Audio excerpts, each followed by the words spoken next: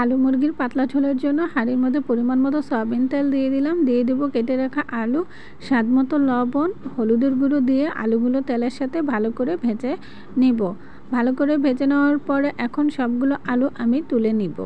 ভেজে নেওয়া আলু তেলের মধ্যে দিয়ে দিব পরিমাণ মতো পেঁয়াজ কুচি, 4টে তেজপাতা, 4টে লং দিয়ে ভালো করে ভেজে নিব।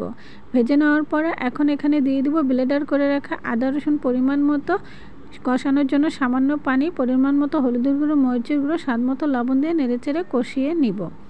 ভালো করে কষানোর পর গোটা কয়েকটি কাঁচামরিচ, বেটে নেওয়া মশলা পরিমাণ মতো দিয়ে নেড়েচেড়ে কষিয়ে নিব।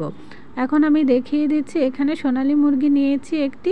এখন এই মুরগির মাংসগুলো কষানো মশলায় দিয়ে ভালো করে নেড়েচেড়ে কষিয়ে নিব। ভালো করে কষিয়ে নেওয়ার পর এখন এখানে ভেজে নেওয়া আলুগুলো দিয়ে দিব।